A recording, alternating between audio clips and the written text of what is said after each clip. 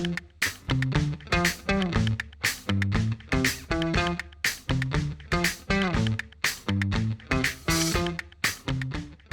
Filipino learners, my name is JC. Kamusta kayo?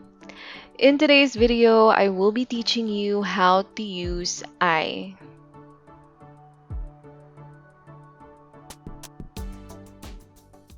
I is often translated as the to be verbs like is, are, am, was, and were. Even Google translates I as is. However, I would not say that that is an accurate translation, and I will show you why I think that is, and you can decide yourself. Okay, let us begin with a couple of sentences in Tagalog. Umiiyak ang sanggol. The baby is crying. Tahimik at mahiyain ang anak niya. His or her kid is quiet and shy. In Tagalog, we often put the verbs, like this one, or the adjectives, like these, at the beginning of the sentence, correct?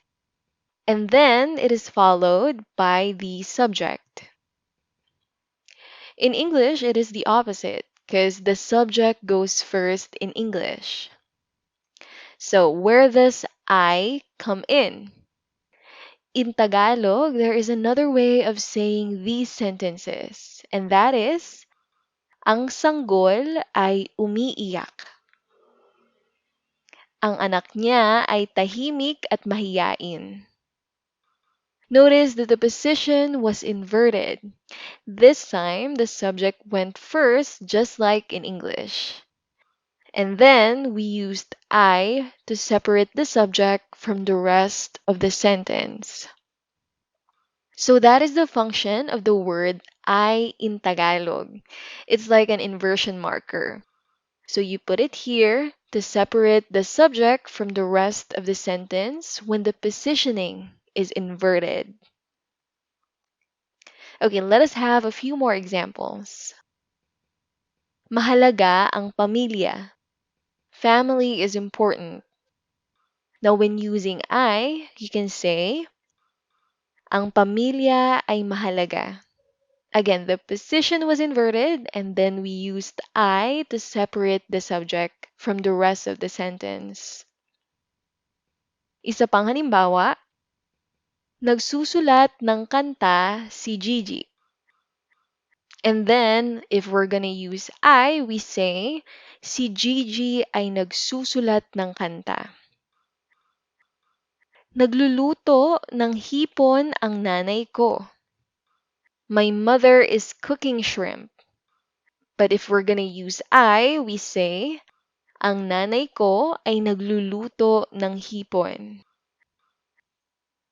Okay, one last example. Malayo ang ospital. The hospital is far. And then, if we're going to use I, we say, ang ospital ay malayo. Take note that both of these structures are correct and you can use either one. They will mean the same thing. However, I encourage you to practice both because it will sound a bit unnatural if you always form your sentences with I.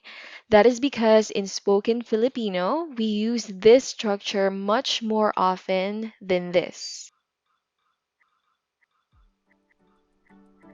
Well, that is all for this video. If you like this, give us a thumbs up. And for more videos like this, you may subscribe to this channel. Maraming salamat sa panonood. Sa susunod ulit. Paalam.